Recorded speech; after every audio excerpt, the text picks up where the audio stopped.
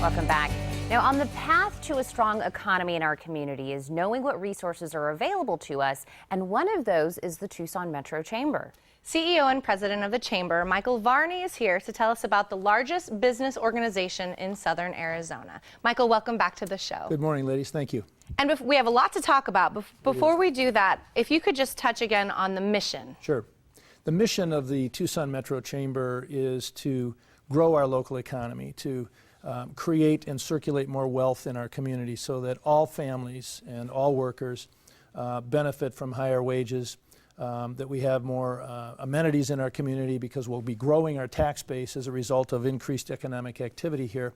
So it's a great way to create kind of a perfect storm of opportunity for higher paying jobs and also to have the quality of life that those higher paying jobs will spin off. So promoting a strong local economy is clearly our #1 mission. And I think some people don't realize the Chamber is kind of a hub, a lot of resources and a lot of things you can do for businesses and people alike. One of them being the Project Prosperity Task Force. Tell me what that is. Yep. We, the Chamber, a volunteer group at the Chamber recently conducted a survey, and we talked to major employers with 100 or more full-time employees here in the Tucson area.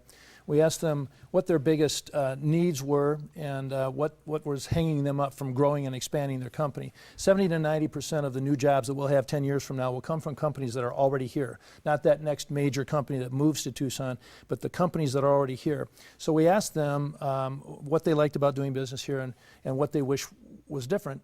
And one of the things they said is it's just difficult to do business in Tucson and Pima County, that there are extra steps that they have to go through. Licensing can be difficult, permitting can be difficult. And so we put together a task force, the Project Prosperity Task Force. And this is a group of very well savvy people who know about government operations. They know about the interface between the private sector and the public sector. And they've come up with a list of 7 recommendations that we're going to make to the city of Tucson on ways that they can streamline their systems and make it easier for companies to come here and do business and for the companies that are already here to grow and expand. Excellent. Wow. Well, Michael, I'm a traveling performer. Okay. So that means I'm flying out of Tucson all the time. Now, I almost always have to stop and have a layover somewhere. We really only fly to about 15 cities nonstop. Is that right? That's about right. Now, how can we grow that number? Yeah, a little known fact, and it's one that we're out to change at the Tucson Metro Chamber, is that Tucson is the largest city, not in the country, that Tucson is the largest city in the world without a nonstop flight to New York City.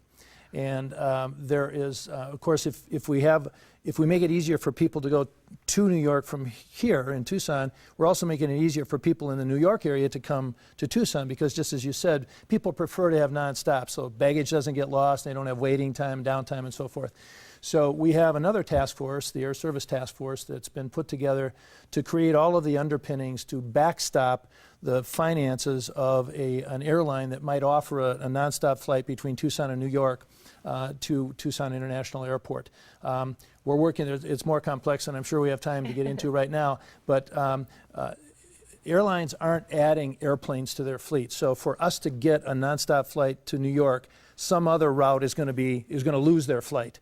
And that flight will be placed here in Tucson. But we think it's important for people in Tucson and southern Arizona to be able to have nonstop access to New York. And for those people who travel further east across the Atlantic Ocean, the timing of this flight would be critical to get there in time so that you could grab a flight to Europe and beyond that same night.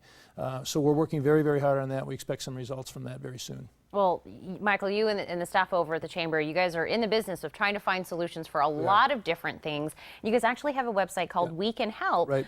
Tell me a little bit about that. Yeah, the We Can Help feature on the Tucson Metro Chamber website, which is tucsonchamber.org, is there to solve problems.